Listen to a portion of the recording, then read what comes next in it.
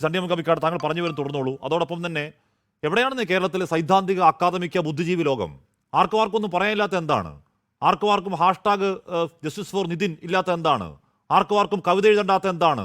ആർക്കും പുരോഗമനം ഇല്ല മറ്റേത് പറയേണ്ടാത്ത എന്താണ് നിശബ്ദത? സണ്ണിയം കവിക്കാട്.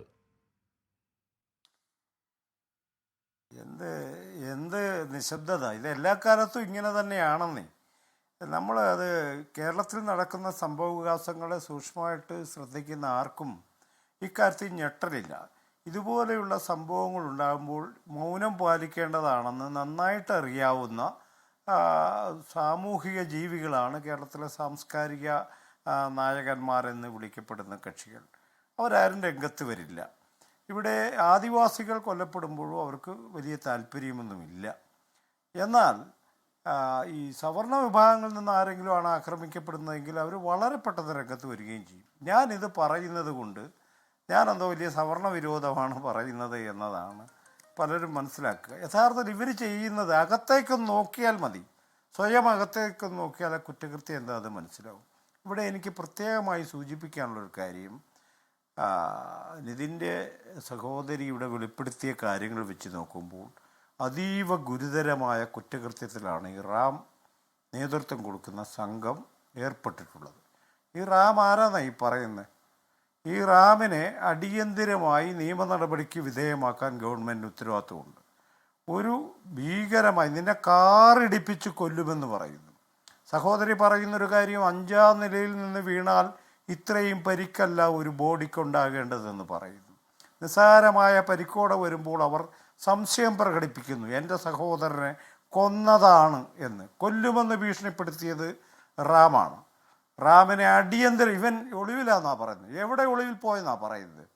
ഇന്നത്തെ ഇത്രയും വലിയ സംവിധാനമൊക്കെ ഉള്ളപ്പോൾ ഇവരെ കണ്ടുപിടിക്കാൻ എന്താന്നേ പോലീസിന് എത്ര ബുദ്ധിമുട്ട്? വിതിൻ 12 hours വലിയ വലിയ കുറ്റവാളികളെ തെരഞ്ഞു പിടിക്കാൻ പറ്റുന്ന സംവിധാനം ഇവിടെ ഉള്ളപ്പോൾ ഈ റാമിനെ ഈ സംഗീത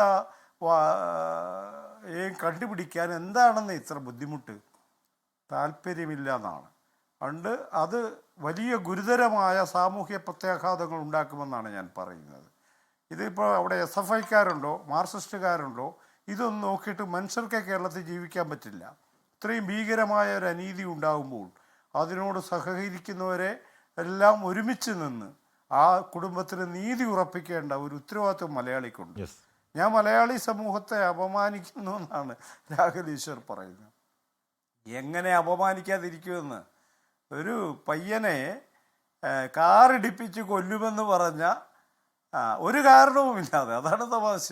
ആ പയ്യൻ നന്നായി പഠിക്കുന്ന പയ്യനാണ്. ആ സഹോദരി പറഞ്ഞ വാക്ക് കേട്ടോ, എൻ്റെ സഹോദരൻ പഠിക്കാതിരുന്നിട്ടല്ല, അതാണ് പ്രശ്നം. അവൻ ഈ പറയുന്ന എന്തോ അവരുടെ കണ്ണിൽ ജാതിയിൽ താഴ്ന്ന ഒരാൾ വന്ന് പഠിക്കുന്നു, മിടുക്കനാവുന്നു, നല്ല മാർക്ക് മേടിക്കുന്നു, സഹിക്കില്ല. അതാ പ്രശ്നം.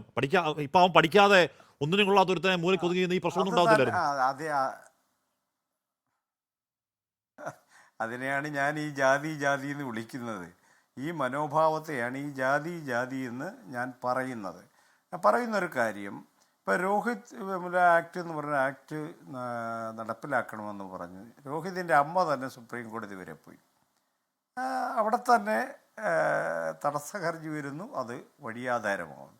കർണാടകയിൽ അത് നടപ്പിലാക്കാൻ ഒരു ഇനിഷ്യേറ്റീവ് നടന്നിട്ട് അത് എവിടെയും എത്തുന്നില്ല എന്ന് മാത്രമല്ല, SC അട്രോസിറ്റീസ് നിയമം പോലെ ഒരു ക്രിമിനൽ ലോ ആയിട്ടല്ല, ഒരു സിവിൽ ലോ ആയിട്ടാണത് കൊണ്ടുവന്നിട്ടുള്ളത്. എന്തോ ആവട്ടെ, എന്നിട്ടും അത് ഫുള്ളായിട്ട് ഇംപ്ലിമെൻ്റ് ചെയ്യാൻ പോലും അതിന് കഴിയുന്നില്ല. ആരാണ് ഇതിന് തടസ്സം നിൽക്കുന്നത്? ഇതാണ് ചോദ്യം.